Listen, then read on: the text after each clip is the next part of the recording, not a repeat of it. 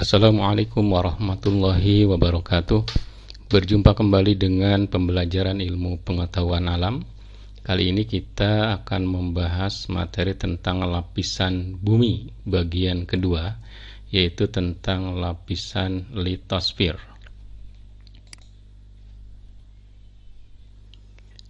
Litosfer merupakan lapisan batuan yang ada di bumi.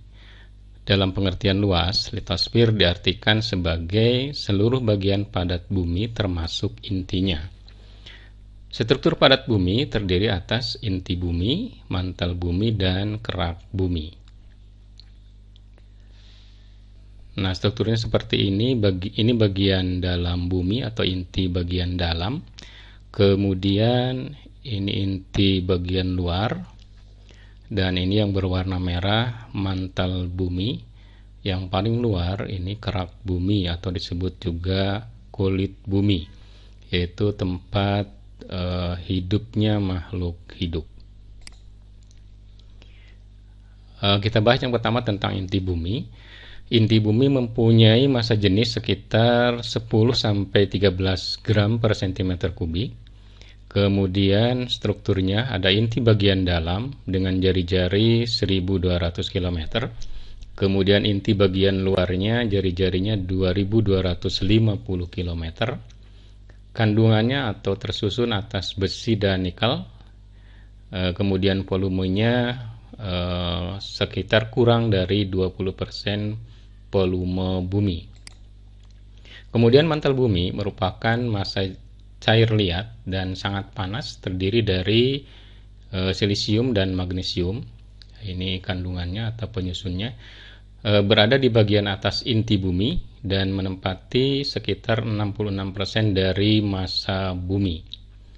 Massa jenisnya sekitar 4,5 gram cm kubik. Berikutnya kerak bumi atau kulit bumi yang membentang di atas mantel bumi. Berupa massa padat yang terdiri dari silisium dan aluminium, ini penyusunnya.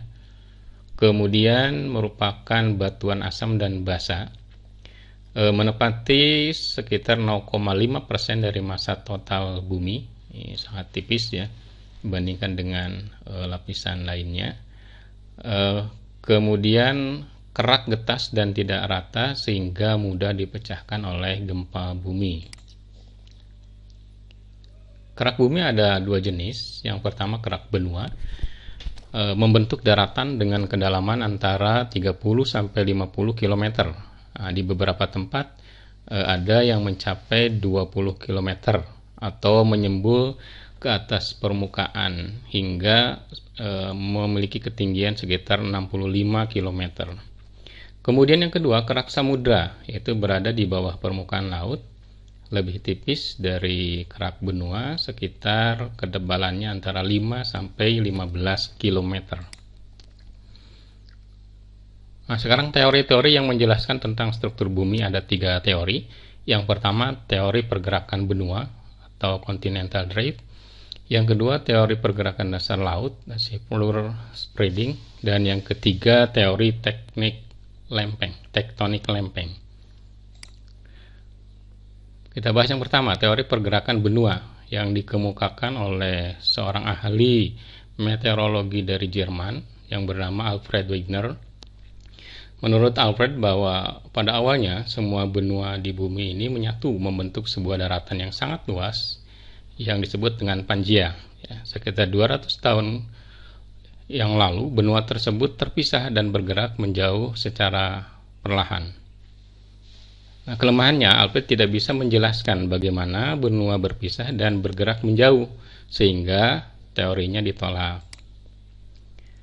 Nah, menurut Alfred ini perubahan dari benua.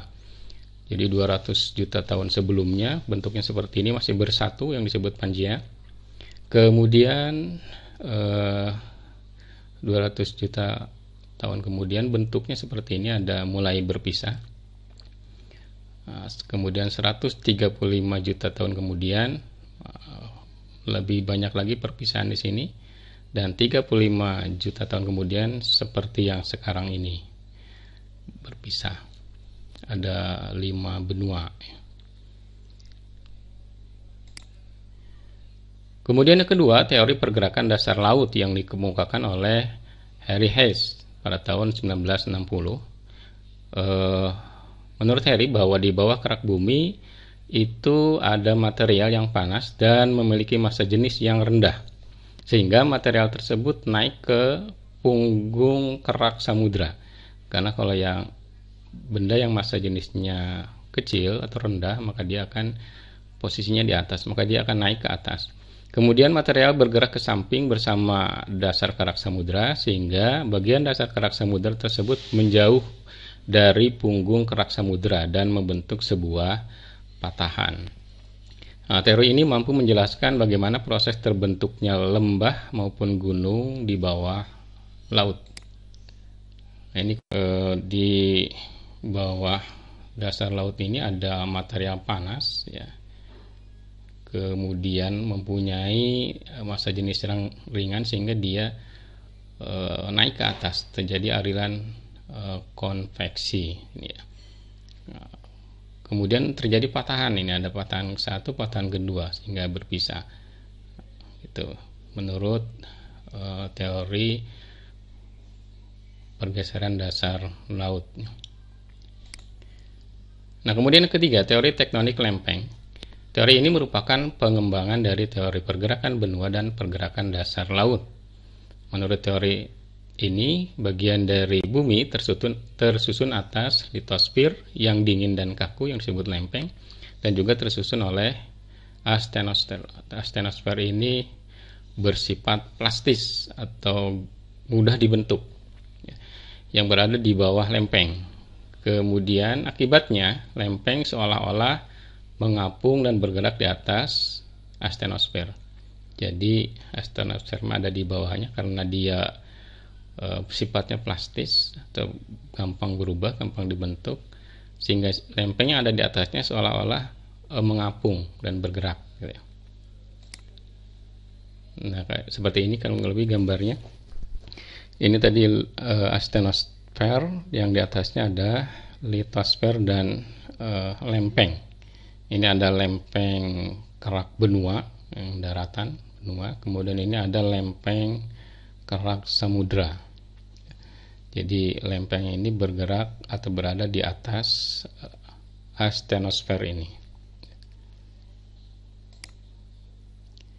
Apabila ada dua lempeng bergerak saling menjauh, maka lempeng tersebut bersifat divergen. Adanya pergerakan divergen ini akan mengakibatkan peristiwa patahan atau retakan. Contoh misalnya lempeng Indo-Australia bergerak menjauh dari lempeng Antartika. Contoh lain, lempeng Amerika Utara juga bergerak menjauh dari lempeng Eurasia. Nah, salah satu patahan yang terbesar di dunia adalah patahan San Andreas di California, Amerika Serikat, yang mempunyai panjang sekitar 1.300 km. Kemudian jika terdapat dua lempeng yang saling mendekat, maka pergerakan tersebut disebut dengan konvergen. Beberapa lempeng yang bergerak konvergen diantaranya lempeng Indo-Australia dengan lempeng Filipina, kemudian lempeng Indo-Australia dengan lempeng Eurasia. Nah, jika terdapat dua lempeng yang saling bergeser, maka itu dinamakan sebagai gerak transform. Jadi ada 3 jenis, ada divergen, ada konvergen, ada transform. Seperti ini, kalau terjadi dua lempeng saling menjauh, berpisah ini, maka disebut gerak divergen. Kemudian kalau saling mendekat bertemu, maka disebut gerak konvergen. Nah, kalau ini saling bergeser, terjadi pergeseran yang berlawanan, maka ini disebut gerak transform. Pergerakan lempeng secara konvergen akan mengakibatkan tabrakan antar lempeng. Akibatnya terjadi fenomena subduksi dan tabrakan antar benua. Subduksi merupakan hasil tabrakan lempeng samudra dengan lempeng benua yang mengakibatkan lempeng samudra menyelusup ke bawah lempeng benua. Salah satu akibatnya adalah terbentuknya palung laut. Nah, tabrakan antar benua terjadi ketika kerak benua bergerak saling mendekat. Misalnya, pegunungan Himalaya terbentuk karena ada dua lempeng benua yang bertabrakan, sehingga mengakibatkan salah satu kerak benua terdorong ke atas dan membentuk pegunungan. Namanya pegunungan Himalaya. Nah, gambarnya seperti ini. Ini ada lempeng samudra, ya. Kemudian ini ada lempeng benua, ya, bertabrakan. Ya, kemudian si lempeng samudranya menyelusup ini ke bawah lempeng benua sehingga membentuk trench atau palung laut sini, ya. Jadi ini yang lempeng samudranya.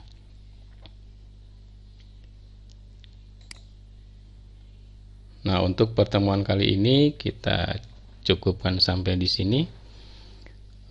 Mudah-mudahan bermanfaat. Terima kasih. Wassalamualaikum warahmatullahi wabarakatuh.